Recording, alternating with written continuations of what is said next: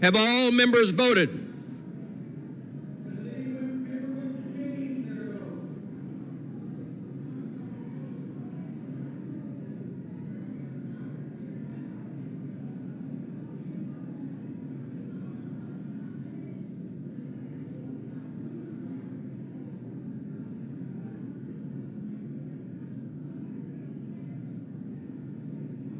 The yeas are 213, the nays are 211.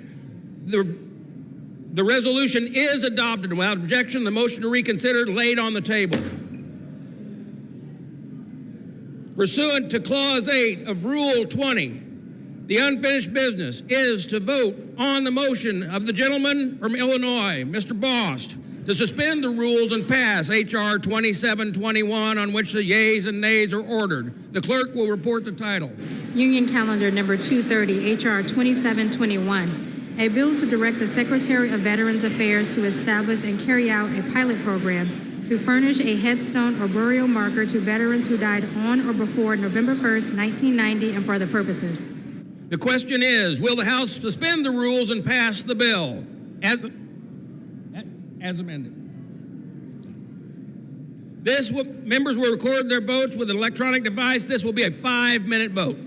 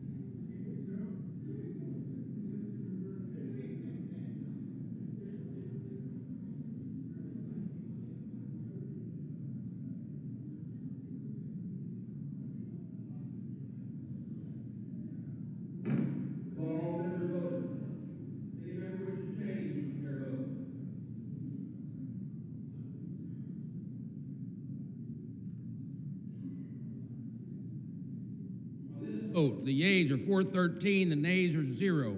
2/3 being the affirmative, the rules are suspended. The bill is passed, and without objection, the motion to reconsider is laid on the table.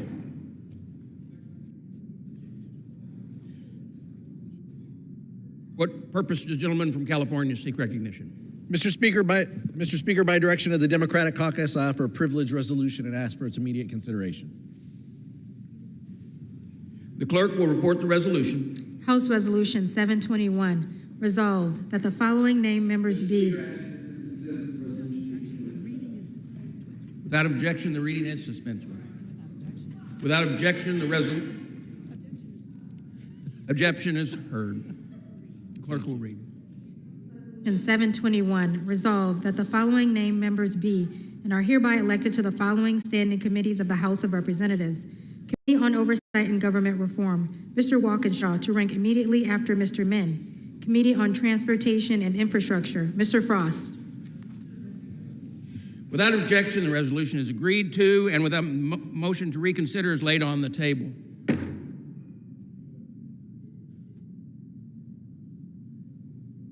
What purpose does the gentlewoman from South Carolina seek recognition? Mr. Speaker, pursuant to Clause 2A1 of Rule 9, I rise to give notice of my intent to raise a question of the privileges of the House. The form of the resolution is as follows. House Resolution 713, censuring Representative Ilhan Omar of Minnesota and removing her from the Committee on Education and Workforce and the Committee on the Budget. Whereas Charlie Kirk was a lifelong advocate for freedom of speech, civil political discourse, and the political engagement of youth. Whereas Charlie Kirk was a man of deep faith, a husband and a father to 2 young children.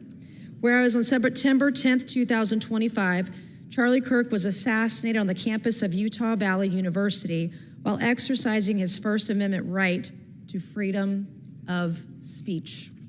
Whereas on September 11th, 2025, one day after the assassination of Charlie Kirk, Representative Ilhan Omar gave an interview on Zateo's town hall with Mehdi Hassan in which she smeared Charlie Kirk and implied he was to blame for his own murder. Whereas on September 12th, 2025, 2 days after the assassination of Charlie Kirk, Representative Ilhan Omar reposted a video on X, formerly known as Twitter, which disparaged the character of Charlie Kirk and those mourning his death.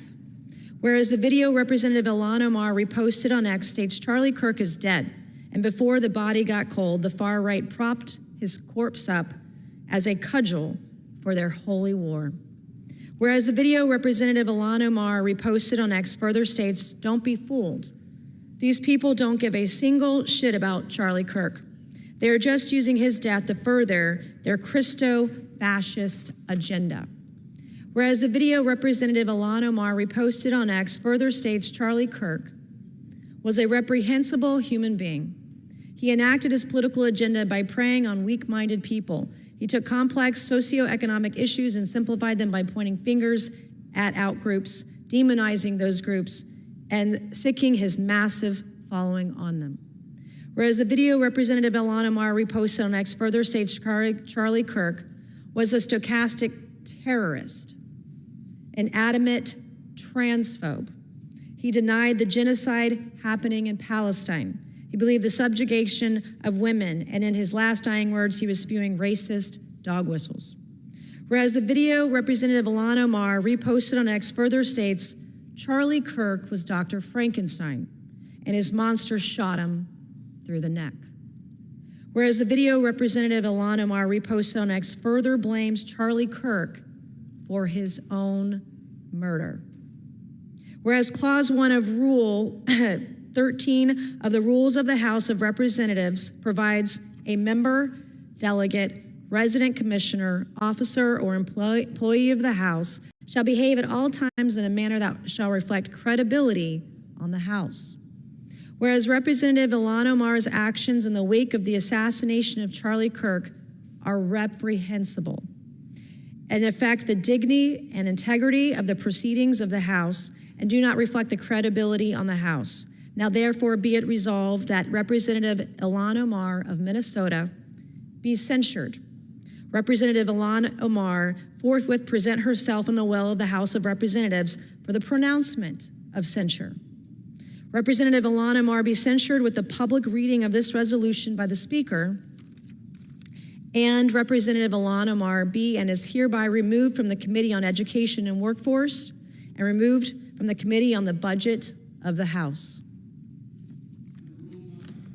Resolution offered from the floor by a member other than the majority leader or the minority leader as a question of privilege of the House has immediate precedence only at a time designated by the chair within 2 legislative days after the resolution is properly noticed. Pending the designation, the form of the resolution noticed by the gentlewoman from South Carolina will appear in the record at this point. The chair will not at this point determine whether the resolution constitutes a question of privilege.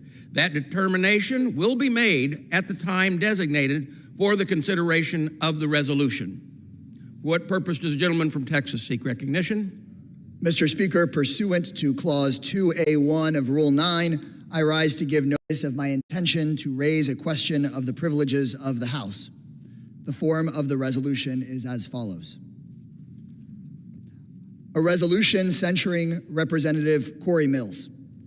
Whereas Representative Corey Mills has on several occasions conducted himself in a manner that reflects discredit upon this House of Representatives. Whereas on February 19th, 2025, Washington, D.C. Metropolitan Police officers were called to resolve a private matter at Representative Corey Mills' residence, where officers were called to the 1300 block of Maryland Avenue Southwest around 1:15 p.m. for a report of an assault. Whereas police reports obtained by NBC4 Washington confirmed that the Washington, D.C. Police Department was investigating Representative Corey Mills for an alleged assault on a 27-year-old woman that took place on February 19th, 2025 at the residence of Representative Corey Mills. Whereas the first police report provided to NBC4 Washington by a source and confirmed by a second source familiar with the investigation said that the 27-year-old woman accused her significant other for over a year of having grabbed her, shoved her, and pushed her out of the door, and also said that the woman involved showed the officer, quote, bruises on her arm which appeared fresh, end quote. Whereas NBC4 Washington also reported that the Metropolitan Police Department identified Representative Corey Mills as the significant other of the alleged victim of assault who was not the wife of Representative Corey Mills, and that the alleged victim, quote, let officers hear subject 1, now identified by MPD as Mr. Mills, instruct her to lie about the origin of her bruises. Eventually, subject 1, who we now know is Representative Corey Mills, made contact with police and admitted the situation escalated from verbal to physical, but it was severe enough to create bruising, end quote. Whereas on February 21st, 2025, the Washington Post also confirmed 2 D.C. police officials said that the alleged victim of the assault initially told 911 and police that she had been assaulted and that officers said she also had what seemed to be visible injuries, and that while a supervisor initially classified the offense internally as family disturbance, police commanders later learned of the incident, reviewed the reports and body camera footage, and reclassified the case as domestic violence assault. Whereas on February 21, 2025, NBC4 Washington also reported that the Metropolitan Police Department determined that the probable cause to arrest Representative Corey Mills for misdemeanor assault existed and sent an arrest warrant for Representative Corey Mills to the United States Attorney's Office for the District of Columbia. However, then acting United States Attorney for the District of Columbia, Ed Martin, refused to sign the arrest warrant for Representative Corey Mills and instead returned the case to the police department for further investigation. Whereas on July 14th, 2025, a different former romantic partner of Representative Corey Mills, who was apparently in a relationship with Representative Mills from November 2021 to February 2025, reported to the authorities in Florida that Representative Mills threatened to release nude images and other intimate videos of her and threatened to harm her future romantic partners in retaliation for her decision to end a relationship with Representative Mills after seeing the public reports described above concerning the alleged February 2025 physical assault. Whereas in August 2024, the Office of Congressional Conduct adopted and transmitted to the Committee on Ethics of the House of Representatives a report indicating that there was substantial reason to believe that Representative Corey Mills may have omitted or misrepresented required information in his financial disclosure statements, accepted excessive contributions to his campaign committee in the form of personal loans and contributions that may not have derived from Representative Corey Mills' personal funds, entered into, held, or enjoyed contracts with federal agencies while he was a member of Congress, and may have accepted through his campaign committee in-kind contributions or other contributions not lawfully made. Whereas individuals who served Representative Corey Mills have called into question the veracity of the account of events which formed the basis of a recommendation that Representative Corey Mills receive an award of Bronze Star bestowed in 2021 for his service under enemy fire in Iraq in 2003. Whereas in August 2024, Representative Mills provided the Daytona Beach News with documents purporting to prove that he earned a Bronze Star for heroism, including a Department of the Army Form 638, recommending Representative Mills for a Bronze Star, and which includes a signature from then Army Brigade Commander Arnold N. Gordon Bray. However, retired Brigadier General Bray told the Daytona Beach News Journal in August of 2024 that he did not sign a Bronze Star recommendation for Congressman Corey Mills. Whereas 5 people who served with Representative Corey Mills, including 2 men who were reported as having been personally saved by Representative Mills at great risk to his own life as a basis for his recommendation for his Bronze Star in the Department of the Army Form 638, those 2 men disputed that Representative Corey Mills was involved in their rescue or provided life-saving care. Whereas 1 private first class cited as having been involved in one of the listed achievements on Representative Corey Mills' Army Form 638, recommending him for a Bronze Star, denied that Representative Corey Mills provided him any aid and also denied that his injuries were life-threatening. Whereas 1 sergeant cited as having been involved in one of the listed achievements on Representative Corey Mills' Army Form 638, recommending him for a Bronze Star, called the account a, quote, fabrication, and claimed that he, quote, was not in any claims that Corey Mills makes, not involved in any claims that Corey Mills makes about me. I'll restate that, Mr. Speaker. Whereas 1 sergeant cited as having been involved in one of the listed achievements on Representative Corey Mills' Army Form 638, recommending him for a Bronze Star, called the account a, quote, fabrication, and claimed that he, quote, was not involved in any claims that Corey Mills makes about me, end quote.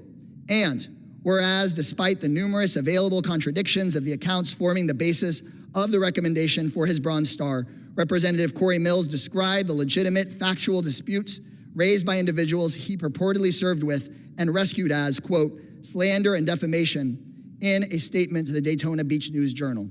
Now, therefore, be it resolved that 1, Representative Corey Mills be censured, 2, Representative Corey Mills forthwith present himself in the well of the House of Representatives for the pronouncement of the censure, and 3, Representative Corey Mills be censured with the public reading of this resolution by the Speaker. I yield back. Gentleman yields under Rule 9 a resolution offered from the floor by a member other than the majority leader or the minority leader as a question of the privileges of the House has immediate precedence only at a time designated by the chair within 2 legislative days after the resolution is properly noticed. Pending that designation, the form of the resolution noticed by the gentleman from Texas will appear in the record at this point. The chair will not, at this point, determine whether the resolution constitutes a question of privilege.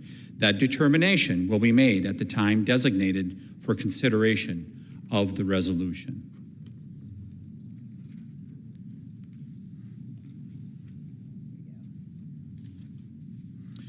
For what purpose does the gentleman from Kentucky seek recognition?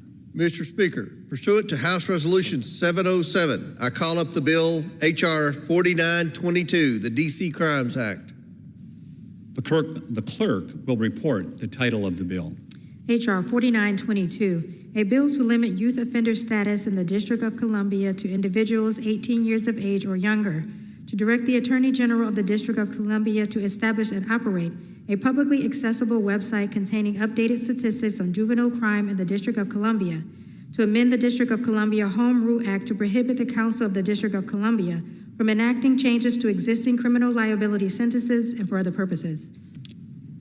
Pursuant to House Resolution 707, the amendment in the nature of a substitute consisting of the text of Rules Committee Print 119-10 is adopted, and the bill as amended is considered read. The bill as amended shall be debatable for 1 hour, equally divided and controlled by the chair and ranking minority member of the Committee on Oversight and Government Reform or their respective designees. The gentleman from Kentucky, Mr. Comer, and the gentleman from California, Mr. Garcia, each will control 30 minutes. The chair recognizes the gentleman from Kentucky. Mr. Speaker, I ask unanimous consent that all members have 5 legislative days to revise and extend their remarks and include extraneous material on the measure under consideration. Without objection. Mr. Speaker, I yield myself such time as I may consume. Gentleman is recognized. Thank you, Mr. Speaker. I support H.R. 4922, a bill providing common sense reforms to the District of Columbia Criminal Code. It is clear to members of the committee and the public that D.C.'s soft on crime policies have failed to keep D.C. residents and visitors safe. The D.C. Crimes Act overturns targeted portions of the D.C. Council's Youth Rehabilitation Act by amending the definition of a youth offender from a person under the age of 25 to under the age of 18. Let me emphasize Washington, D.C.'s current law. Currently, D.C. Code allows a criminal under the age of 25 to be given the same leniency that is afforded to minors. This bill requires that we treat adult criminals as adults, like the rest of the country. It also removes judicial discretion to sentence youth offenders under the minimum sentencing structures in place. Our capital cannot continue to let criminals freely roam the streets and expect this crime crisis to end. As juvenile crime soars in the district, the bill also requires the D.C. Attorney General to create a publicly available website that better tracks juvenile crime data. This data will inform Congress, the district's elected officials, the Metropolitan Police Department, the public, and others of the severity of juvenile crimes in this city. Citizens of D.C. and visitors to our nation's capital deserve to feel safe. I want to thank Representative Byron Donalds from Florida for leading this effort again this Congress, and I encourage my colleagues to join me in supporting this legislation. I reserve the balance of my time. Gentleman reserves. Now recognize the gentleman from California. Thank you, Mr. Speaker. Now, today we are considering the first of 4 bills which represent a serious violation of the rights of Washington, D.C. and the democratic process. Now, we know that D.C. has more residents than 2 states. D.C. taxpayers pay federal taxes more per capita than any state, and D.C. as a whole contributes more federal taxes than 12 states. There are over 700,000 active residents here who deserve a voice. Now, D.C.'s government is accountable to the people who live here, and local leaders should and are empowered to solve local problems without Congress interfering. Now, I've said this many times. If Donald Trump wants to run D.C., he should resign as president and run for mayor. And if my colleagues here want to legislate for D.C., there are plenty of opportunities to run for the D.C. City Council. Now, I was the mayor of my city for 8 years before I came to Congress, and I love local government. A lot can get done and accomplished. But let's not sit here in Congress and pretend to be a super city council imposing our pet policies on residents who reject this agenda. Now, the bill before us right now is called the D.C. Crimes Act, or the so-called D.C. Crimes Act. This bill will impose longer sentences on young people who commit crimes. But how does it do this?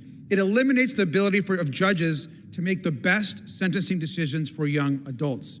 It will lead to worse outcomes, more reoffenders, and less safety.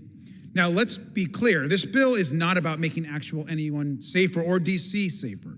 It's about stripping decision-making away from the people and the judges of D.C. and instead handing the power of judges over to politicians in this room who don't live here, who don't vote here, and certainly don't answer to DC residents. This bill amends DC's Youth Rehabilitation Act, or the YRA as it's known.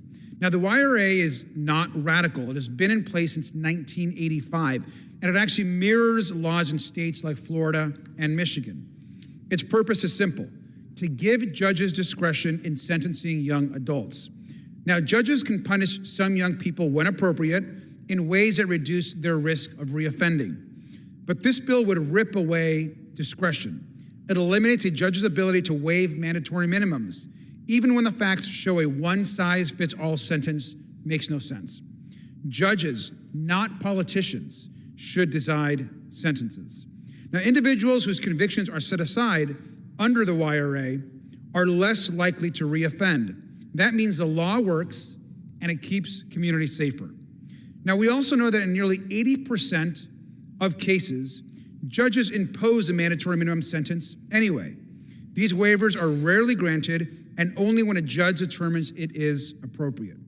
This bill is an undemocratic attack on DC, its residents, and is also just bad policy. Now, Republicans in the majority claim DC's policies are too soft. But we know that the sponsor of this bill is also from Florida, which has allowed judges to waive mandatory minimums for decades.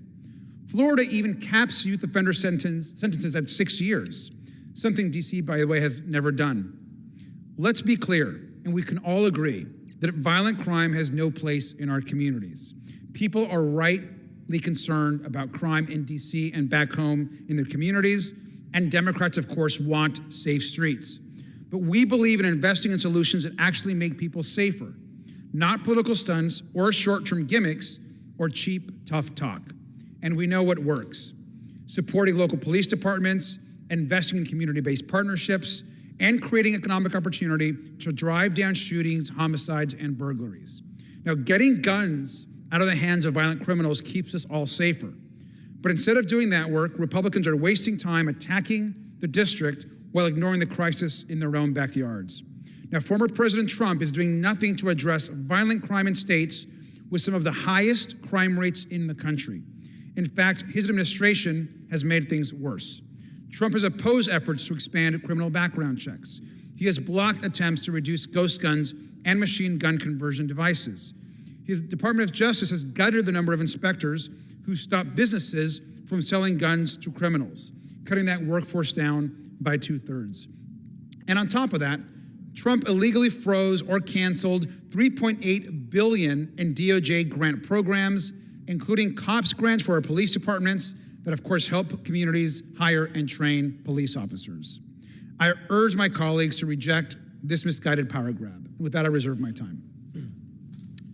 Gentlemen,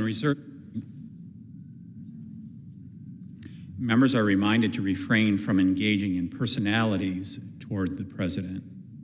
Gentleman from Kentucky is recognized. Thank you, Mr. Speaker. I yield 3 minutes to the sponsor of the bill, the gentleman from Florida, Mr. Donalds. Gentleman is recognized. Thank you, Mr. Speaker. I rise today in strong support of my bill, H.R. 4922, the D.C. Crimes Act. Now, in reference to what the gentleman was just talking about, Article 1, Section 8, Clause 17 of the United States Constitution is quite clear. It grants Congress the power to exercise exclusive jurisdiction over the federal district, which all Americans know now is Washington, D.C., and it is the nation's capital. That is in the Constitution that was ratified by the several states. Congress does have the constitutional authority to regulate activities within the federal district. So when it is said that somehow Congress is now eroding local control, that is simply not true. Any local powers by the D.C. City Council have been granted to the D.C. City Council by Congress. And Congress is the seat of authority when it comes to the federal enclave. It was also talked about Florida's laws. Well, let's be very clear. Florida has established itself as a beacon of law and order and making sure that our citizens are safe throughout all of our jurisdictions. So if there are some abilities for some measures of flexibility, Florida has proven beyond a shadow of a doubt that it knows how to keep its people safe. very different with respect to the DC City Council and with respect to crime, escalated crime here in the nation's capital. Our great nation's capital has been plagued by violence, destruction, disorder for far too long, and decades of weak pro-crime leadership has turned this once great city into a dystopia. I would remind my colleagues on the other side of the aisle that some of their colleagues have been victimized by the crime here in Washington, D.C. Rather than prioritizing the safety of law-abiding and protecting the lives of innocent residents and visitors, district officials have actively facilitated dysfunction and chaos through their progressive soft-on-crime policies. Instead of addressing the clear epidemic of youth crime in the city, the D.C. City Council increased the age of youth offenders to individuals 24 years old and younger, meaning fully grown legal adults in the District of Columbia can receive sentences meant for children. This is simply insane.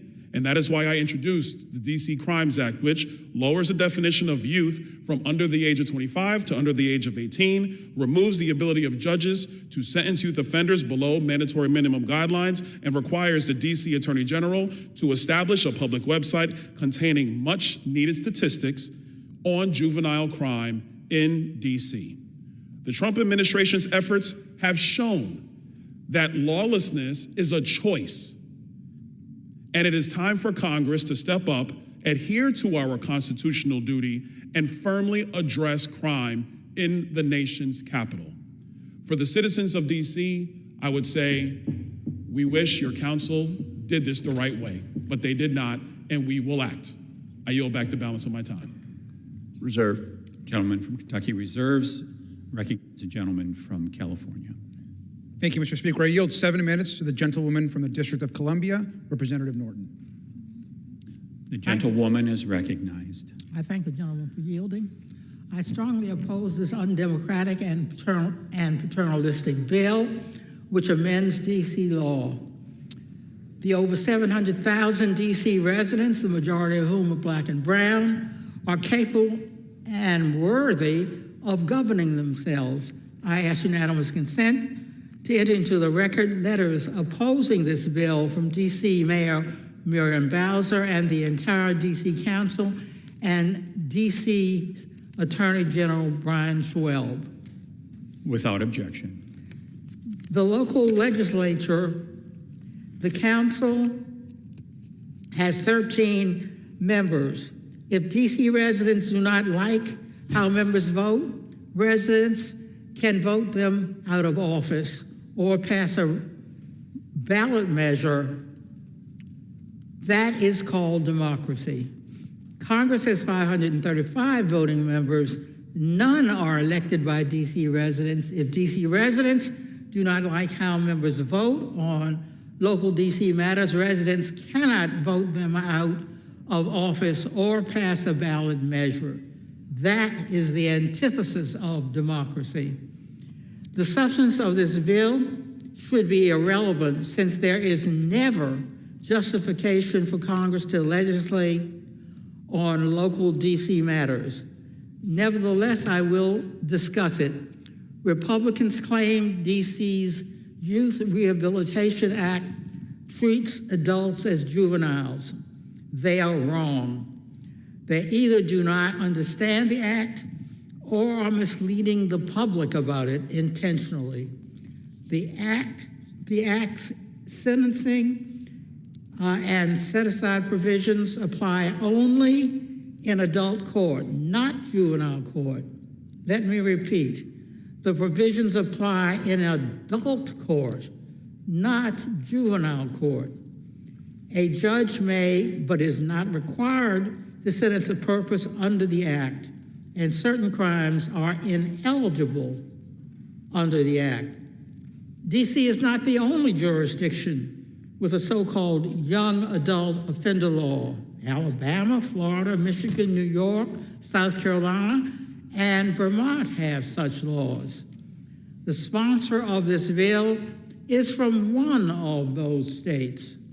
D.C. residents have all the obligations of American citizenship, including paying federal taxes, serving on juries, and registering with the Selective Service.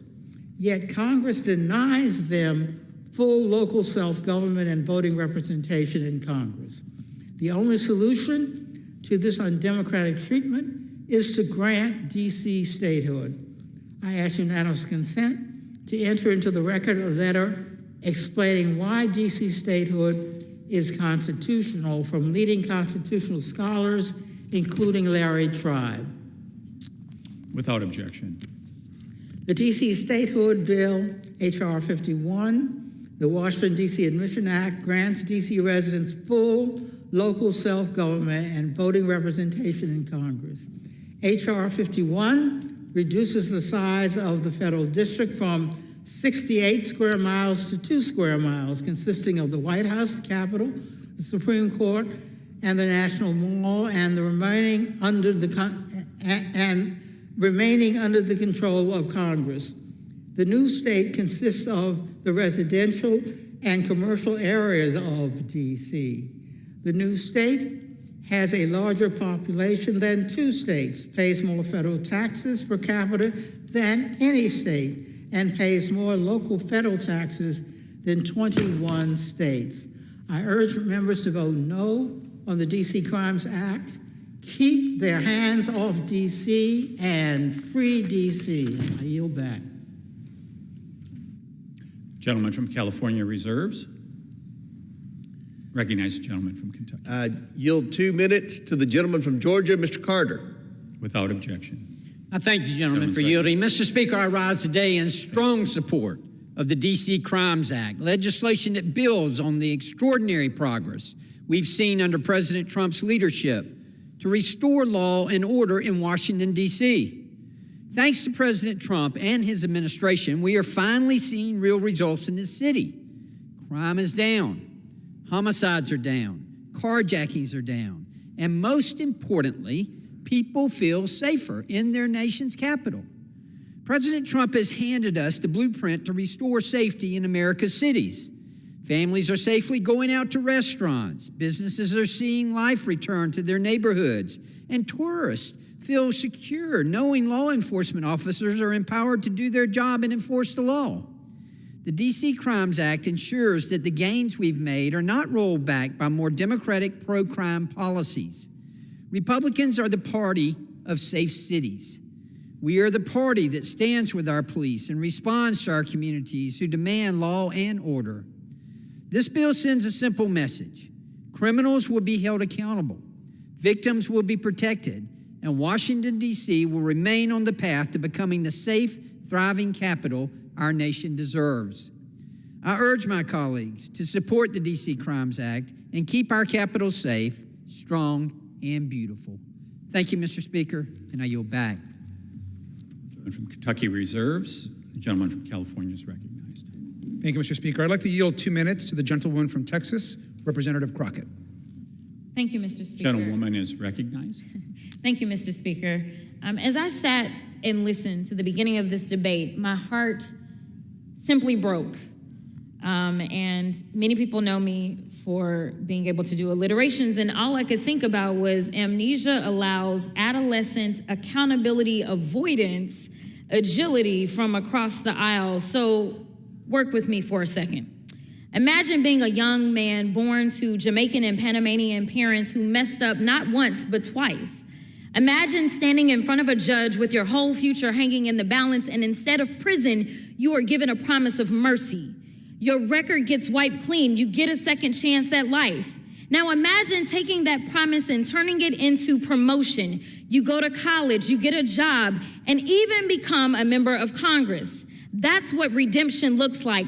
That's what America is supposed to be about. And that is exactly the story of the next wannabe governor from Florida. As a young man, he went through pretrial diversion for misdemeanor marijuana possession. As an adult, yet younger than 24, he was charged with and ultimately placed on probation for felony bribery charges, which ultimately were 2 expunged. He was given a 3rd chance, and now he's the face of a bill that would not afford young people in Washington, D.C. the same opportunities afforded to him. Let me be real. If he had grown up under Donald Trump's America, or under the very DC crime bill he's pushing today, he wouldn't be standing here as a member of Congress. He'd still be living with the weight of those charges. So let's call this what it is, opportunities for me, but not for thee. He climbed the ladder of redemption, and now he's yanking it right up from the DC youth. See, most of us were taught to lift as you climb, but clearly some have forgotten to lift as they climb, and now they are committed to telling the next generation to pull themselves up by their bootstraps. I will not sit quiet while a man who was saved by grace turns around and tries to snatch grace away from others. If we're going to be real about crime, about communities, lady's time about... has expired. I'd like to yield for an additional minute, please. Gentlewoman is recognized. About second chances and even third chances, then it needs to start with us looking in the mirror and remembering that even the author of this bill has a story too before he tries to lecture DC on safety. And it would be complete hypocrisy to have, hypothetically, someone convicted of 34 felonies to lecture DC on what to do with youthful offenders who have been scientifically shown not to have fully developed brains under the age of 25, especially if said multi-count convicted felon was in his 70s when he was convicted. What would be his excuse? Because his brain would be fully developed. And with that, I will yield back. Gentleman reserves. Recognized gentleman from Kentucky. Mr. Speaker, I yield 2 minutes to the distinguished gentleman from Tennessee, Mr. Burchett. Gentleman is recognized. Thank you, and thank you, Mr. Chairman. I rise today in disbelief over the fact that in our own nation's capital, prosecutors are allowed to prosecute criminals as old as 25 years old as minors. While President Trump has restored law and order to the district, I am not surprised that D.C.'s local government continues to protect the criminals and ignore victims. The D.C. Crimes Act puts an end to this madness and ensures safety and security across D.C.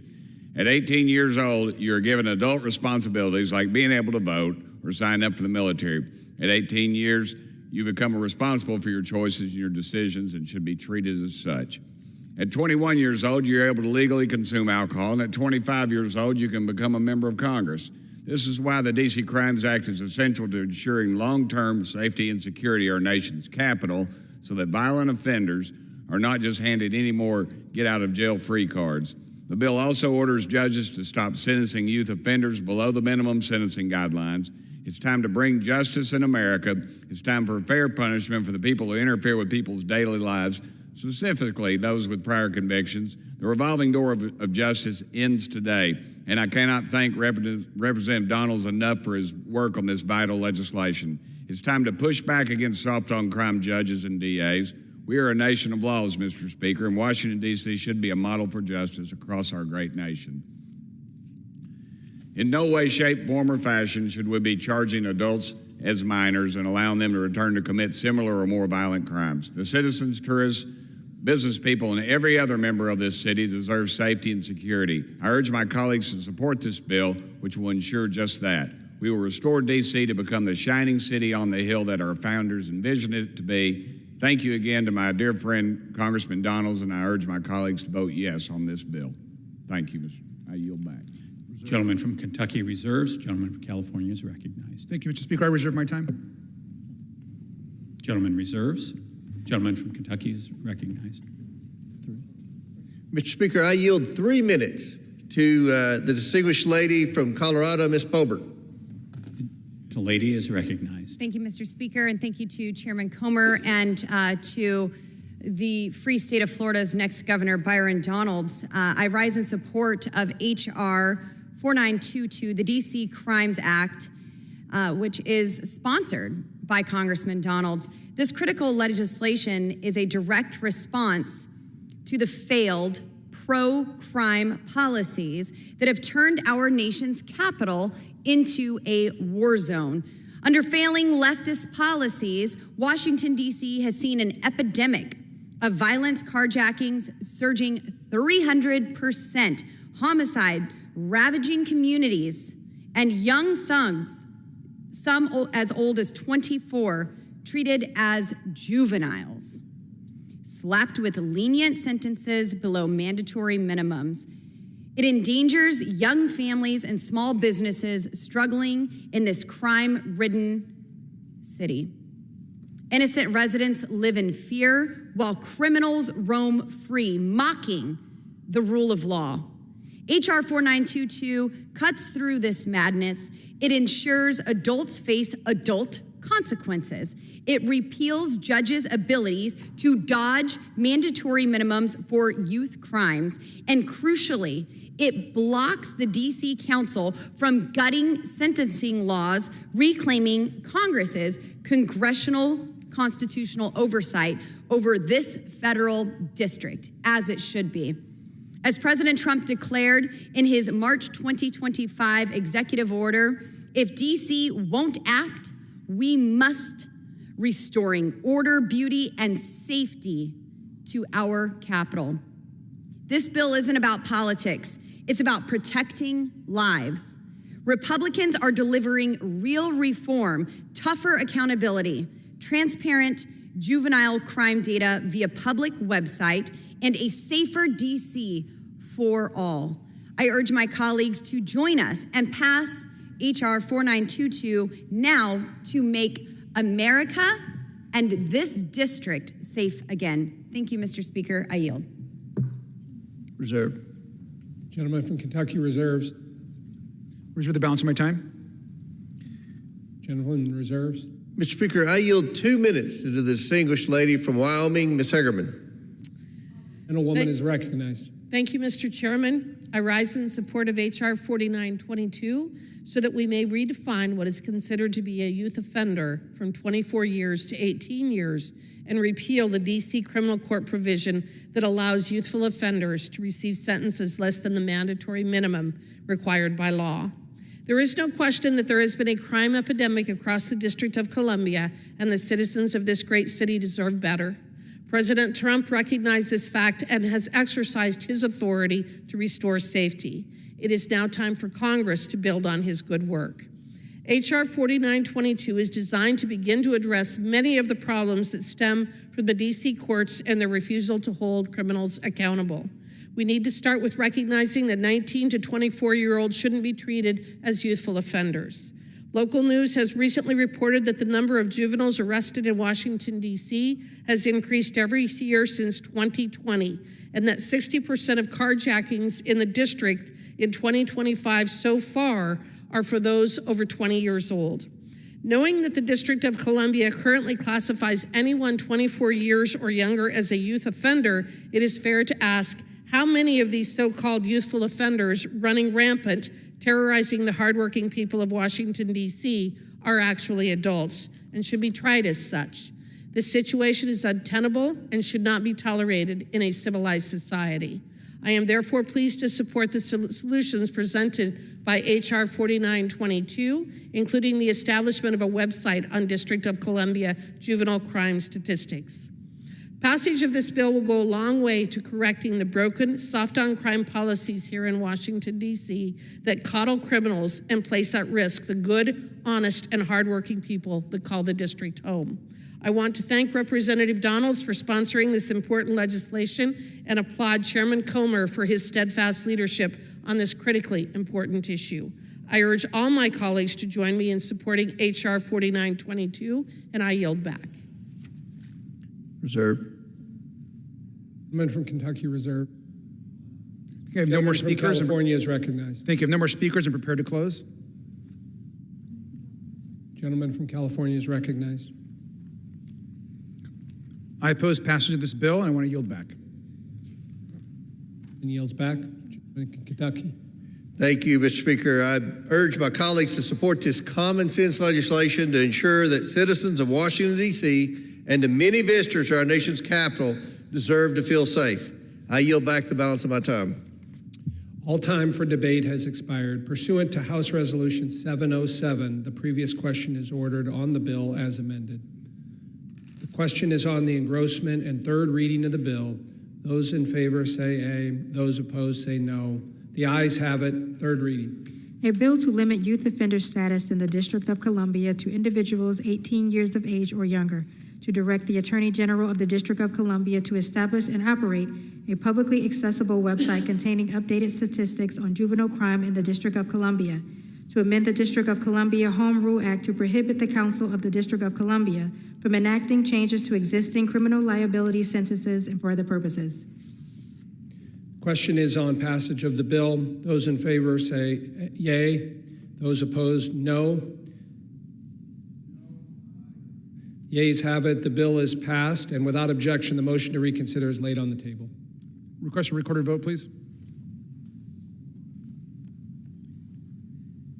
For what purpose does the gentleman from California seek recognition? Request the yeas and nays. The yeas and nays are requested. Those favoring a vote for yeas and nays will rise. A sufficient number having risen, the yeas and nays are ordered pursuant to Clause 8 of Rule 20. Further proceedings on the question will be postponed. For what purpose does the gentleman from Kentucky, Mr. Comer, seek recognition? Mr. Speaker, pursuant to House Resolution 707, I call up the bill H.R. 5140 to lower the age at which a minor can be tried as an adult for certain criminal offenses in the District of Columbia to 14 years of age and ask for its immediate consideration. The clerk will report the title of the bill. H.R. 5140, a bill to lower the age at which a minor may be tried as an adult for certain criminal offenses in the District of Columbia to 14 years of age. Pursuant to House Resolution 707, the amendment in the nature of a substitute consisting of the text of House Rules Committee Print 119-12 is adopted, and the bill as amended is considered read. The bill as amended shall be debatable for 1 hour, equally divided and controlled by the chair and ranking member of the Committee on Oversight and Government Reform or their respective designees. The gentleman from Kentucky, Mr. Comer, and the gentleman from California, Mr. Garcia, each will control 30 minutes. The chair now recognizes the gentleman from Kentucky, Mr. Comer. Mr. Speaker, I ask you to consider that all members have 5 legislative days to revise and extend their remarks and include extraneous material on the measure under consideration. Without objection. Mr. Chair, I yield myself such time as I may consume. So recognized. Thank you, Mr. Speaker. I support H.R. 5140 to lower the age at which a minor may be tried as an adult for certain criminal offenses in the District of Columbia to 14 years of age. The District of Columbia has seen a staggering increase in juvenile crime since the pandemic. According to Metro Police Department, 51.8% of all robbery arrests in 2024 were juveniles, and 53% of all carjacking arrests in 2025, as of August, were juveniles. Congress must respond to these violent crimes being committed by juvenile perpetrators. Currently, minors 16 years old and older are eligible to have their case moved up to criminal court and to be tried as an adult in D.C. This bill lowers that age to 14 years old, making 14 and 15-year-olds who commit violent crimes eligible to be charged as adults. Violent crime refers to murder, first-degree sexual abuse, burglary in the first degree, and robbery while armed, for example. When juveniles commit crimes of this magnitude, they deserve sentencing that reflects the seriousness of the crimes they committed. I want to thank Representative Brandon Gill for leading this legislation and urge all my colleagues to support this bill. I reserve the balance of my time. Gentleman from Kentucky reserves. Gentleman from California is recognized. I yield myself time as I consume. So recognized.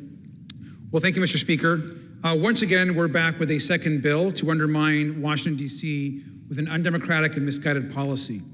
Now, Republicans in Congress are once more acting again as a city council for D.C., overriding the choices of local residents and their elected officials while ignoring the real issues the rest of the country faces.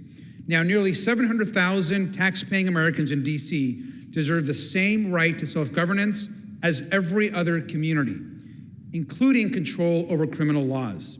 Now, Democrats on the Oversight Committee strongly oppose this bill, which would allow children as young as 14 years old to be charged as adults. Now, let's be clear. This bill is not about safety. It's about stripping away jurisdiction and sending more children into the adult prison system. Now, this bill lowers the age at which children can be tried as adults in D.C. from 16 to 14 years old for certain crimes. If you commit a crime, you should be held accountable, and we all can agree on this. But a 14-year-old is not an adult. They are a middle schooler. Their brains are still developing. treating them as adults is shameful. We can all agree that children should be treated differently by our courts. That matters when it comes to accountability and rehabilitation. And here's what the research shows. Youth charged as adults are more likely to reoffend than youth that go through the juvenile courts. And that's not speculation, it's what decades of data show. Now, the CDC reviewed the evidence and found that sending kids to adult prisons increases violence, does not reduce it. And the National Research Council concluded that keeping punishment in line with age is the best way to prevent future offending. Now, every shred of research says the same thing. Putting kids in adult prison makes us less safe, not more safe. House Democrats know that violent crime, of course, has no place in our communities. And people are right to be concerned about crime. And Democrats are taking it seriously. So if the goal is safer communities, this bill moves us in the wrong direction. Let's also talk about who this bill impacts. More than 93% of youth arrests in DC in the first half of this year were Black youth. DC already has the highest youth incarceration rate in the country, more than 3 times the national average. This bill would take those discrepancies and make them worse, funneling even more children to the adult system. Now, the bottom line is simple. The legislation in front of us does not make us safer, does not make DC safer. It makes DC less safe. It will deepen racial disparities, and it will push more kids into adult prisons when they're more likely to come off out worse than they were, not better. If we care about public safety, the last place we should be doing is putting 14-year-olds in adult prison. Instead of taking power away from DC residents and their elected officials, Congress should be focused on real national priorities like addressing gun violence that threatens communities, it threatens schools, it threatens our cities every single day. And finally, the rules in front of us have been created through incredible work of the community, through hearings, through meetings, through public testimony. Let's not all throw that out now. This bill is not about making DC safer. I urge my colleagues to vote no, and I reserve my time. The gentleman from California reserves. The gentleman from Kentucky is now recognized.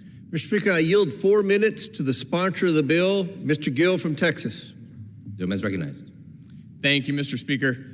Mr. Speaker, Washington, D.C. is the capital of the United States, and it should reflect the glory and the beauty and the grandeur of the most powerful civilization that has ever existed on the face of the earth. Mr. Speaker, unfortunately, that's not the case under Democrat rule. Under Democrat rule, especially in our nation's capital, we are forced to live under the cloud of anarcho-tyranny where criminals roam free and law-abiding families live in fear. Mr. Speaker, under President Trump's leadership, Republicans are restoring law and order to cities that have been virtually abandoned by the left. That's why I introduced the DC Juvenile Sentencing Reform Act to make sure that violent criminals are treated like violent criminals no matter what their age. Mr. Speaker, in 2021, Uber Eats driver Mohammed Anwar was murdered in DC during a carjacking by 2 teenage girls. One of the criminals was 15 years old. She was convicted of felony murder, and she was given a maximum sentence under DC law, and she'll be free when she turns 21 years old. That's 6 years for murder, for taking a father away from his family. This bill ensures that that travesty of justice never happens again. Mr. Speaker, the reality of crime in DC is bleak. DC's homicide rate in 2024 was 27.3 per 100,000. That is the 4th highest in our nation. In the first 6 months of 2025 alone, juveniles in DC were arrested 900 times, and many of those arrests were for repeat violent offenders. Around 200 juveniles arrested for violent crimes in 2024 had prior violent crime arrests. Mr. Speaker, this isn't rehabilitation. This is a revolving door of crime that the left has created in this city. Meanwhile, the DC City Council passed reforms to weaken policing and reduce penalties for carjacking and robbery. They're choosing, as a matter of policy, criminals over innocent Americans. Mr. Speaker, we hear from the other side of the aisle that locking up criminals by some weird, bizarre logic increases crime. The reality, which we all know because it is self-evident, is that when a criminal is in jail, they are by definition not committing crimes on our streets and not terrorizing innocent Americans. We're told that if we care about public safety, we shouldn't put criminals in prison. Mr. Speaker, this is insane, and they know it, and the American people know it. If we want to live in a law-abiding society, we have to get these violent, ruthless offenders off of our streets. That's what Republicans are doing, and that's what Democrats on the other side of the aisle are fighting right now. Mr. Speaker, this legislation lowers the age for transfer to adult court from 16 to 14 for the most heinous crimes. We're talking about murder, first-degree sexual assault, armed robbery, and burglary. It expands the cases that can be tried by the U.S. Attorney's Office, ensuring that woke, weird prosecutors like D.C. Attorney General Brian Schwab can't let violent offenders slip through the cracks. It sends a simple message: Democrats may tolerate crime, but Republicans do not. Mr. Speaker, every American should be able to walk down our streets without fear of being murdered or raped or having their car broken into. Every parent should be able to put their child to bed without wondering if their home is going to be broken into. I yield another minute to the gentleman from Texas. This bill restores order and common sense to the laws of our nation's capital. The American people, every visitor in D.C. as well, deserves nothing less. And with that, I yield back the remainder of my time. The gentleman from Texas yields. The gentleman from Kentucky reserves. The gentleman from California is recognized. Thank you, Mr. Speaker. I yield 7 minutes to the gentleman from the District of Columbia, Representative Norton. The gentleman is recognized. Gentlewoman is recognized. I thank the gentleman for yielding. I strongly oppose this undemocratic and paternalistic bill, which amends D.C. law. The over 700,000 D.C. residents, the majority of whom are black and brown, are capable and worthy of governing themselves. I ask unanimous consent to enter into the record letters opposing this bill from D.C. Mayor Muriel Bowser, the entire D.C. Council, and D.C. Attorney General Brian Schwab. Without objection. While Congress has authority to legislate on local D.C. matters, it does not have a duty to do so. It is a choice. In Federalist 43, James Madison said of D.C. residents, a municipal legislature for local purposes derived from their own suffrages will, of course, be allowed them. Since 1802, Congress has established various types of local government for D.C. In 1953, the Supreme Court held there is no constitutional barrier to the delegation by Congress to the District of Columbia of full legislative power. The local D.C. legislature, the council, has 13 members. If D.C. residents do not like how members vote, residents can vote them out of office or pass a ballot measure. That is called democracy. Congress has 535 voting members. None are elected by D.C. residents. If D.C. residents do not like how members vote on local D.C. matters, residents cannot vote them out of office or pass a ballot measure. That is the antithesis of democracy. The substance of this bill is irrelevant since there is never justification for Congress to legislate on local D.C. matters. Nevertheless, I will discuss it. I strongly oppose charging 14-year-olds as adults. However, whether to amend D.C. law to reduce or increase minimum age, a minor can be charged as an adult should be a decision for D.C. alone. In a series of cases involving 2005, the Supreme Court has recognized that children are constitutionally different from adults for purposes of sentencing. In these cases, the court noted that childhood is marked by rashness, proclivity for risk, and inability to assess consequences. The court said its decisions rested not only on common sense, but on what any parent knows, but on science and social science as well. This bill is not only cruel, but counterproductive too. Most incarcerated people return home. The evidence shows that a minor charged as an adult is more likely to reoffend and be violent after release than a minor charged as a juvenile. DC residents have all the obligations of American citizenship, including paying federal taxes, serving on juries, and registering with the Selective Service. Yet Congress denies them full local self-government and voting representation in Congress.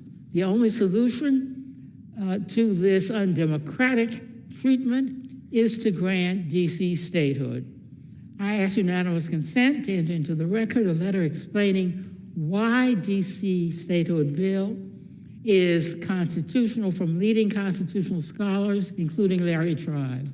Without objection. The DC statehood bill, H.R. 51, the Washington, D.C. Admission Act, grants DC residents full local self-government and voting representation in Congress. H.R. 51 reduces the size of the federal district from 68 square miles to 2 square miles, consisting of the White House, the Capitol, the Supreme Court, the National Mall, and remaining under the control of Congress. The new state consists of the residential and commercial areas of DC. The new state has a larger population than 2 states, pays more federal taxes per capita than any state, and pays more total federal taxes than 21 states. I urge members to vote no on H.R. 5140. Keep their hands off D.C. and free D.C. I yield back. The gentlewoman yields. The gentleman from California reserves. The gentleman from Kentucky is recognized. Thank you, Mr. Speaker. What we've heard today, we've debated these bills in a sincere effort to work with the President of the United States to lower crime in D.C. We've heard nothing from the Democrats other than there's no crime problem in D.C. And then a solution is to make Washington, D.C. a state. We're serious about lowering crime. We applaud the efforts of the President of the United States. We will continue to work with him to make our capital city as safe as possible. And I appreciate Brandon Gill, the sponsor of the bill, and Byron Donald, the sponsor of the last bill. Mr. Speaker, I have no further speakers and prepared to close. The gentleman reserves. The gentleman from California is now recognized. Thank you, Mr. Speaker. I'd like to yield 5 minutes to the gentlewoman from Massachusetts, Representative Presley. The gentlewoman is recognized. Thank you, Ranking Member Garcia. Mr. Speaker, I rise in strong opposition to this legislation. This bill seeks to create 14-year-old prisoners in the adult criminal legal system. We know this approach doesn't improve public safety. It only traumatizes our babies. History tells us as much. Antron McCray, 15 years old. Yusef Salam, 15 years old. Raymond Santana, 14 years old. Corey Wise, 16 years old. Kevin Richardson, 14 years old. These 5 boys with big smiles and bright futures ahead of them went on to experience fear and manipulation that no child should. They were threatened, harassed, coerced, abused, and tried as adults. The very harm that this Republican bill would expand. From the moment of their arrest, these teenage boys these black boys, were treated as guilty of a horrific crime in Central Park despite being innocent of all accusations. It was part of the hyper-punitive culture that prioritized political talking points about being tough on crime and targeted black and brown communities rather than investing in resources and policies that actually keep us all safe. Sound familiar? During their trial, there was a PR campaign against the boys on TV and in newspapers. Donald J. Trump himself spent the equivalent of more than $200,000 advocating for them to get the death penalty. These 5 black and brown children were innocent, but Trump wanted them killed. To this day, he has not even apologized. And Republicans in Congress are supporting him and his bigotry with this bill. The story of the exonerated 5 is a tragedy and part of our shared history. But Republicans want it to be the future. First, their rhetoric demonized our communities. Then they began weaponizing National Guard against citizens. Now they're changing laws to incarcerate more people at an even younger age. And of course, the prison industrial complex will reap the profits. What Republicans do in D.C., they want to apply to the entire country. This Republican bill perpetuates racism. The Department of Justice statistics show that black kids are twice as likely to be incarcerated compared to white kids, despite committing at the same rate those crimes. This Republican bill is flawed. By treating children as adults, you deny them the protections from abuse from adults in prison, including bullying, physical violence, sexual assault, and rape. This Republican bill makes children's lives worse. Unlike in other states, when kids in D.C. are treated as adults, the Bureau of Prisons ships them hundreds of miles away from their family and loved ones to places like South Dakota or Texas. This makes rehabilitation harder and increases the likelihood of recidivism. But don't just take my word for it. There's a large coalition opposing this bill. Scientists tell us that young people's brains are not even fully developed until their 20s. They don't share the same culpability for their actions as adults when they are only 14 years old. Lawyers are explaining that children treated as adults, even when they are innocent, are denied age-appropriate legal protections for the rest of their lives. Sociologists finding that children who commit crimes are overwhelmingly influenced by adults and their surroundings, not their own thinking. And of course, the people of D.C. who did not vote for Trump, or any Republican for that matter, to be a city councilor. Republicans are supporting this legislation not because they care about public safety. If Republicans cared about reducing crime, they would tell Trump to stop delaying funding for community violence prevention programs that were passed with bipartisan support. If Republicans cared about victims, they would stop making cuts to the Crime Victims Fund so that people who experience harm get the help that they need. If Republicans cared about our kids, they would invest in restorative justice programs that teach children how to resolve their conflicts without violence. If Republicans cared about our kids, they would support common sense solutions to prevent school shootings. I urge my colleagues to vote no on this bill, to keep our babies safe from trauma, abuse, and fear. In the words of James Baldwin, the children are always ours, every single one. I challenge you to protect them all. I yield back. Members are reminded to refrain from engaging in personalities toward the president. Gentleman from Kentucky. Mr. Speaker, that's a perfect example of the difference in the two sides on how to handle crime in D.C. You have to hold people accountable for crimes, Mr. Speaker. If you don't, they will continue to commit crimes. And that's what we have here in Washington, D.C. That's why we're here today. That's why we're here today. Just coddling criminals, hiring therapists, hiring more social workers, creating more government programs. That has failed to work in Washington, D.C. and many of the cities around the United States. We have a president that's going to be tough on crime, tough on criminals. That's what the theme of this legislation is, Mr. Speaker. That's our way to reduce crime in Washington, D.C. Their way hasn't worked. We're going to do it our way if we get the support in the chamber today. I reserve the balance of my time. Gentleman reserves the balance of his time. Gentleman from California. Thank you, Mr. Speaker. I want to remind our Republican colleagues that crime in D.C. over the last few years has actually been going down. And quite frankly, the idea that we're now going to put middle schoolers in prison this should be called the Middle Schoolers for Prison Act, is inhumane and shameful. We can all agree that crime should be taken on, that DC and other cities we want to make safer. But this idea that we're going to penalize children in middle school at the age of 14 and put them in prison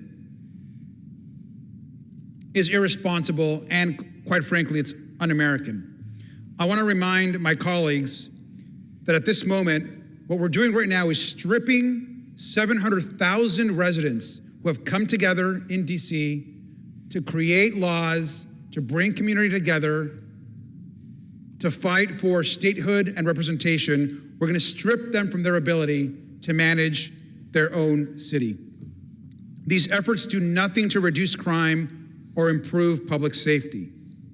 And once again, I know that the president is obsessed with Washington, D.C. He's obsessed with its local laws. I ask him once again, he should step down as president and run for mayor if he's so interested. Let's not put 14-year-olds in prison. And with that, I have no more speakers, and I'm prepared to close. I'm prepared to close. Gentleman from California. Again, I oppose passage of this bill, and I yield back. Gentleman yields back the balance of his time. Gentleman from Kentucky. Thank you, Mr. Speaker. And again, we're talking about violent crimes. Violent crimes. And what we've seen in Washington, D.C. is an outbreak of juvenile crime because the definition of juvenile in this city is 7 years higher than every other city in America.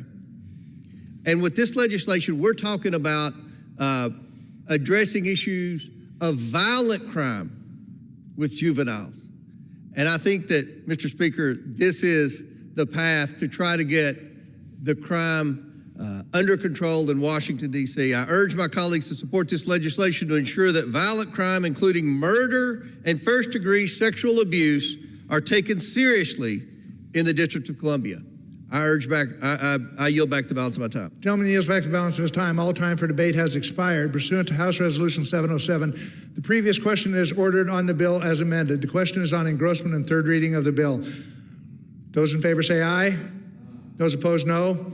The ayes have it. Third reading. To lower the age at which a minor may be tried as an adult for certain criminal offenses in the District of Columbia to 14 years of age. Question is on passage of the bill. Those in favor say aye. Those opposed, no. Opinion of the chair, the ayes have it. Yeas and nays, please, sir. The yeas and nays are requested. Those favoring a vote by the yeas and nays will rise. Sufficient number having arisen. The yeas and nays are ordered. Pursuant to Clause 8 of Rule 20, further proceedings on this question will be postponed. 12A of Rule 1, the chair declares the House in recess, subject to call of the chair.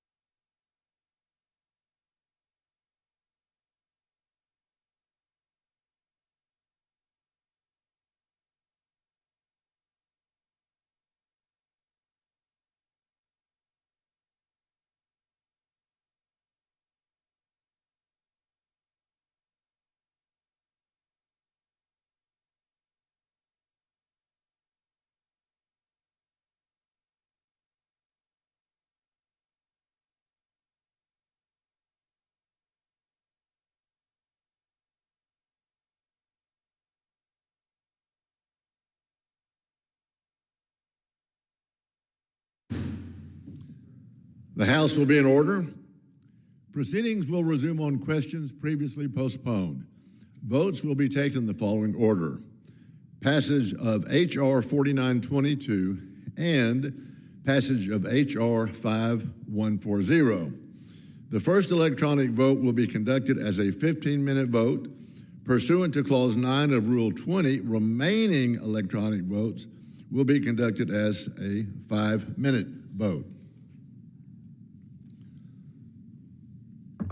Pursuant to Clause 8 of Rule 20, the unfinished business is the vote on passage of H.R. 4922, on which the yeas and nays are ordered. The clerk shall report the title of the bill. H.R. 4922, a bill to limit youth offender status in the District of Columbia to individuals 18 years of age or younger, to direct the Attorney General of the District of Columbia to establish and operate a publicly accessible website containing updated statistics on juvenile crime in the District of Columbia, to amend the District of Columbia Home Rule Act to prohibit the Council of the District of Columbia from enacting changes to existing criminal liability sentences and for other purposes. The question is on the passage of the bill.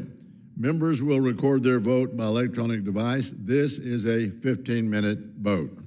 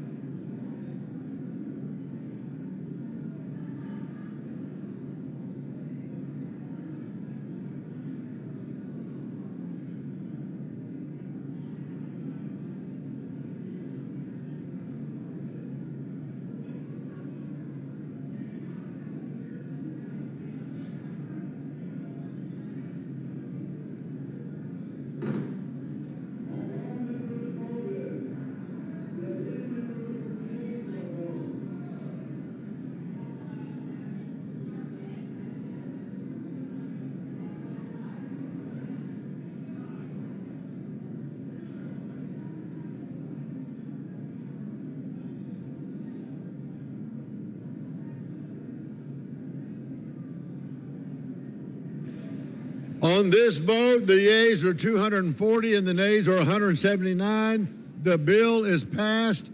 Without objection, a motion to reconsider is laid on the table.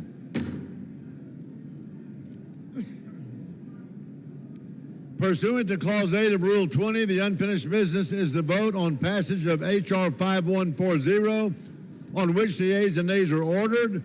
The clerk will report the title of the bill. H.R. 5140, a bill to lower the age at which a minor may be tried as an adult for certain criminal offenses in the District of Columbia to 14 years of age. The question is on the passage of the bill. Members will record their votes by electronic device. Members, this is a 5-minute vote.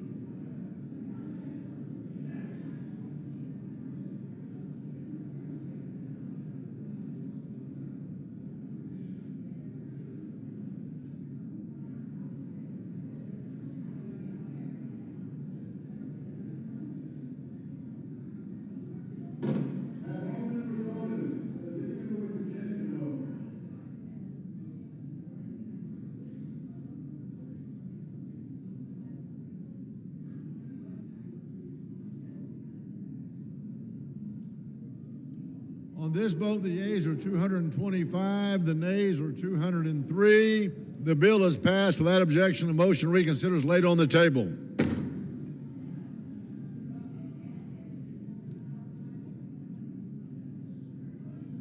For what purpose does the gentleman from Texas seek recognition? Mr. Speaker, I hereby remove my name as co-sponsor of H.R. 4700. The gentleman's request is accepted.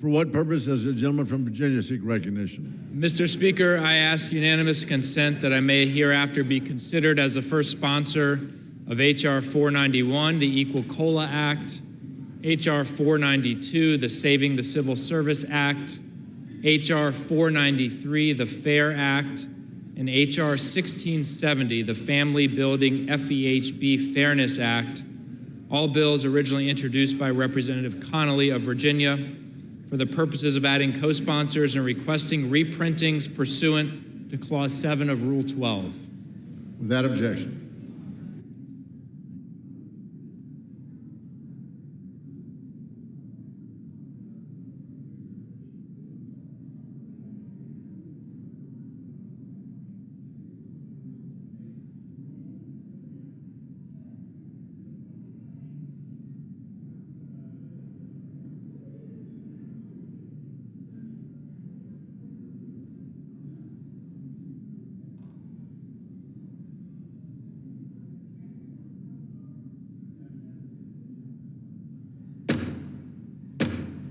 The House will be in order. Members, please take your conversations off of the floor.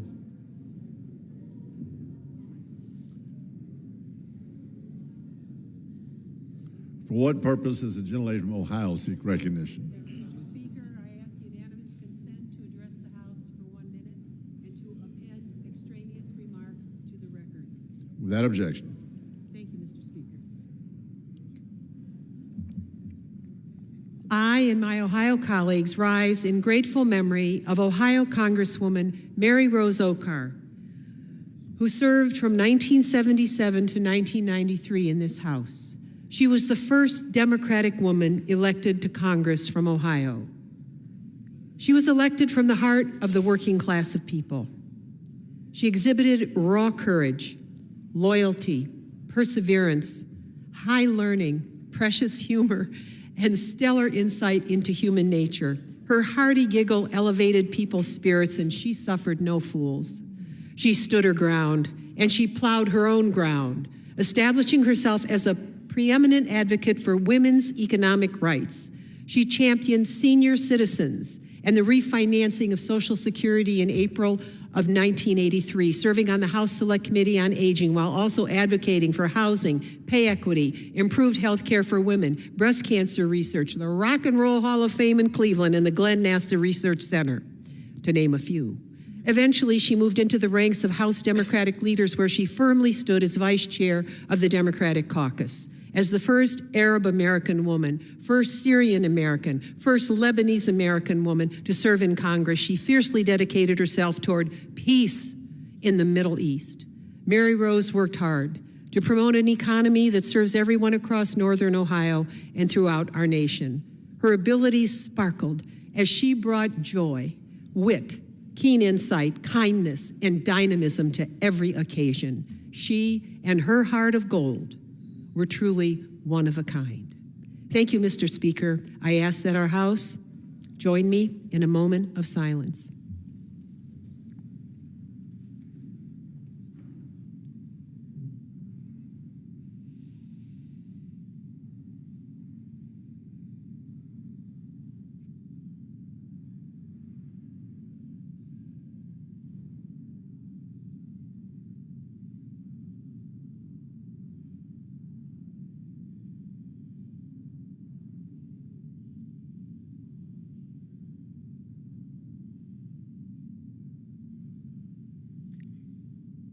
Thank you, and I yield back.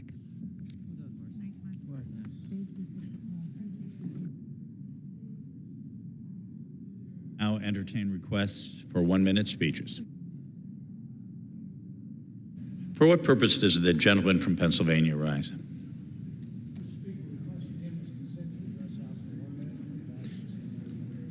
Without objection, the gentleman is recognized for 1 minute.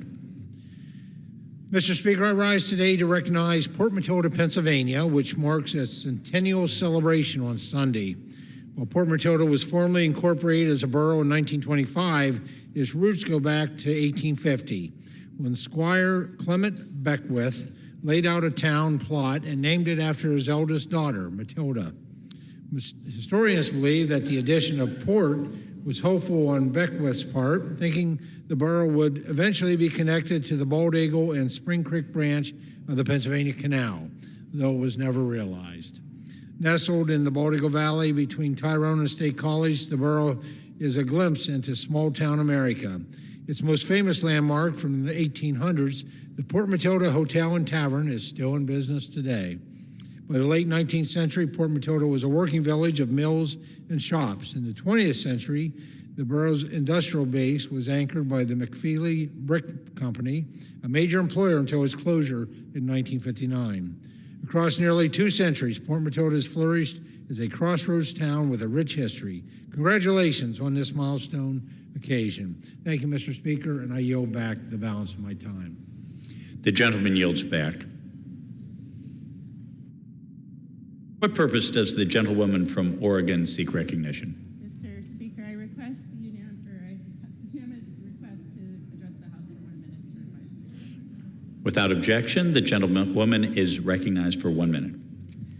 Mr. Speaker, I rise today to share some good news and a step forward in protecting those who protect us. For generations, wildland firefighters have battled infernos with little more than a bandana between them and the clouds of toxic smoke. As a pulmonologist, the only one serving in the United States Congress, I know just how dangerous that is. Exposure to wildfire smoke isn't just uncomfortable, it leads to heart and lung disease. It causes cancer. It shortens lives. That's why during a recent House Natural Resources Committee hearing, I pressed the U.S. Forest Service chief to do more to protect our firefighters. Within hours, the Forest Service made clear that masks would be made available to wildland firefighters. This is welcome news, but we cannot let up now. I look forward to my briefing with Forest Service Chief Schultz to further these protections for our firefighters. The right to breathe clean, safe air, whether you're battling a mega fire or walking your child to school, is fundamental. It's time for every member of this body to recommit to that goal and take action to make it real. Thank you, Mr. Speaker. I yield back. The gentlelady yields back. For what purpose does the gentleman from North Carolina seek recognition?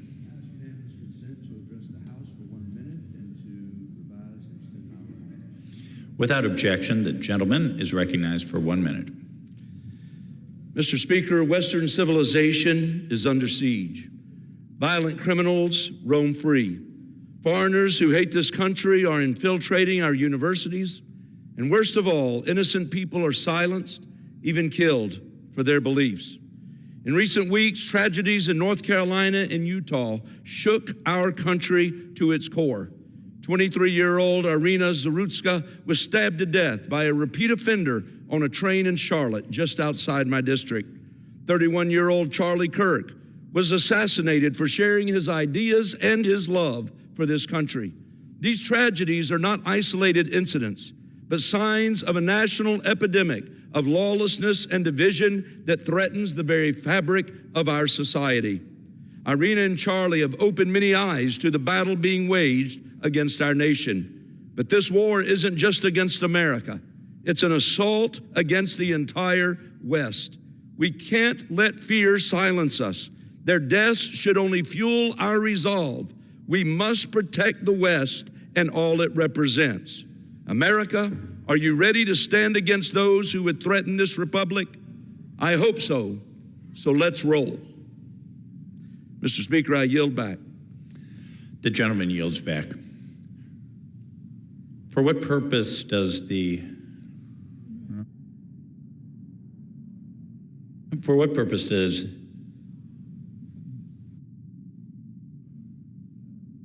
New York seek recognition? Mr. Speaker, I ask for unanimous consent to address the House for 1 minute and to revise and extend my remarks. Without objection. Thank you. Recognized for 1 minute. Thank you. Thank you, Mr. Speaker. This week, the Federal Reserve Board meets to consider easing interest rates, a move that the president has been urging for months. Inflation remains stubborn. Consumer prices rose 2.9% in August compared to last year. Job growth is slowing.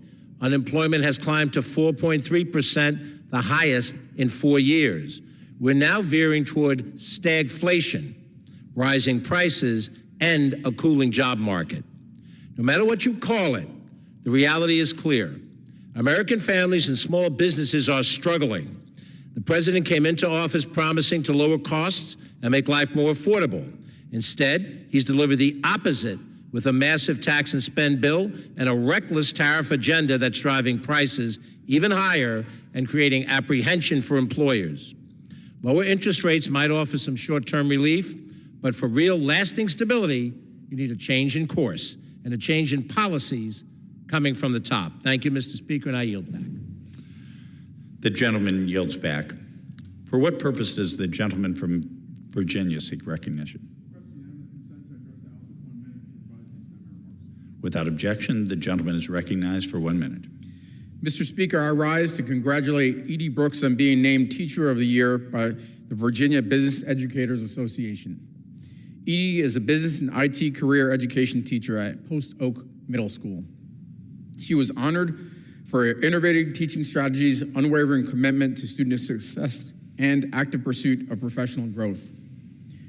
Through her commitment to education, Edie has left a lasting impact on both her students and colleagues. Edie, your service and devotion to Spotsylvania County Public Schools is truly deserving of this recognition. I'm honored to congratulate you on this well-earned moment and recognize you as this week's Constituent of the Week. Congratulations and thank you for all you do for our young minds. I yield back. The gentleman yields back. For what purpose does the gentlewoman from New Mexico seek recognition? Thank you, Mr. Speaker. I ask for 1 minute to address the House and to revise and extend my remarks. Without objection, the gentlewoman is recognized for 1 minute. Mr. Speaker, violence is never the answer, but neither is silence. We must reject political violence in all its forms and push back against all who would seek to stoke further violence, division, and fear amongst us. In fact, the very foundation of our democracy is built on the idea that the voices of our people are our most powerful tool, exercised at the ballot box, the debate podium, and in our communities. That is how we come together as a nation to form a more perfect union. Indeed, the very concept of democracy was forged in that crucible, that a government by the people for the people is exercised through the fellowship of debate. So let us join in that fellowship to see our fellow Americans as brothers and sisters, as neighbors and friends, even when we disagree. But let this not become a moment to silence debate or silence dissent or silence the truth or those of conscience who work to hold our leaders accountable and right the wrongs of an unjust world, because that is how history will remember us. Those who stood, those who spoke, and those who fought to protect our democracy and bend the arc of history towards justice. Time has expired. Under the Speaker's announced policy of January 3rd, 2025, the gentleman from Arizona, Mr. Schweikert, is recognized for 60 minutes as the designee of the Majority Leader. Thank you, Mr. Speaker. And for everyone's sanity, I hope not to go 60 minutes. I might go 40. Mr. Speaker, first, the good news. So if anyone else is a geek out there, there's this app put out by the Atlanta Fed, so the Atlanta Federal Reserve. And what they do is they do certain samples and trying to constantly estimate what the gross national product, so GDP, will actually be. And a little while ago, they actually updated it saying the US economy looks like it's running at 3.4%. That's remarkable. If you stop and think about it, this is absolutely, I mean, think with all the headwinds and all the things over tariffs and all these other, the economy actually is surprisingly healthy. So, Mr. Speaker, one of the reasons I'm up here today, and like every other week, is then saying, okay, our fiscal year ends in a couple weeks, and our best estimate is this fiscal year we will have borrowed